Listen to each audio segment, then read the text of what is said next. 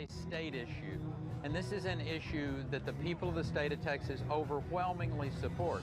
And so I don't know who she's playing to, but she's not playing to the people of Texas, and I don't think she's playing to the Americans that believe that the sanctity of the vote is really important, and you need to have a photo ID to go vote. It's that simple. The people of Texas wanted it, and whichever state Hillary Clinton considers to be her home state, what about her she goes home and she argues there not to have it.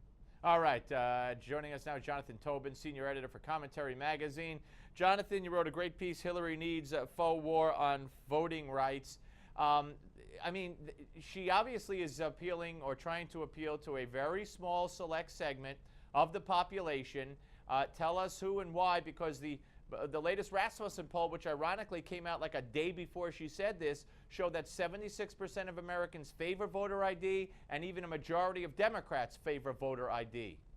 That's absolutely right, Steve. There's been broad support for the idea of voter ID, of photo ID for voting. You need photo ID to do just about any transaction in this country, to travel, to bank, to buy drugs, to use a pharmacy. It's a crazy kind of issue because the vast majority of Americans back it, even the majority of African Americans. But this is ginning up a faux crisis, a war on voting rights, is absolutely necessary to Clinton's 2016 campaign. She is going hard for the Democratic base, and she knows that Democratic base is not going to turn out for her as readily as they did for Barack Obama. And the only way that she can try to do that is to convince African Americans that, as Joe Biden said a few years ago, that Republicans are trying to put them back into chains. And this is an entirely bogus issue, as bogus as the war on women, but maybe even more so.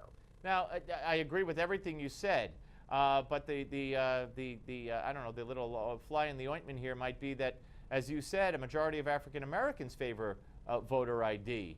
So she would have to really convince them that their feelings aren't correct. Yeah, because she's not actually talking that much about the specific measures. She's not arguing the merits of voter ID because, her position doesn't really have much merit. All she's doing, and it can be an effective tactic, it's worked for Democrats in the past, is basically to wave the bloody shirt of Jim Crow and segregation and to claim that Republicans are trying to revive it, trying to stop blacks from voting.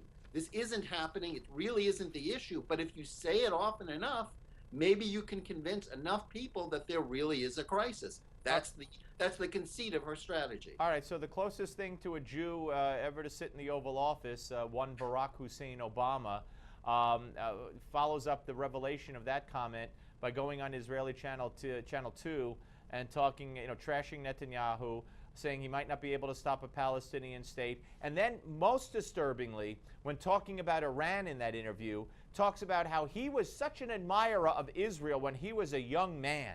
He admired their values and what made the state so great as a democracy. And now, in a condescending, in my view, anti-Semitic, disgusting way, he's afraid that Israel is giving up some of those values that he so admired when he was a young man, and they're in danger of going away from their democracy. I wanted to puke.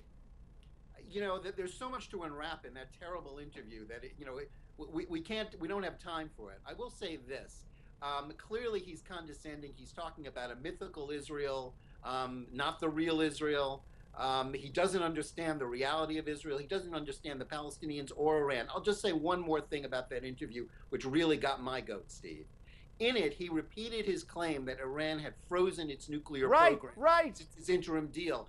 That very day, the New York Times, not Newsmax, not Commentary, said that the Pentagon it had increased by 20% Yes. last 2 years. Look, every time he says it, it's on the heels of the IAEA saying, we don't know what they're doing. And now, you're right, when he said it this time, that Times story came out. He's a joke. Juxtaposition is crazy, but the thing is, we have to realize is that when it comes to Iran, as the old expression goes, if his lips are moving, you know what he's doing.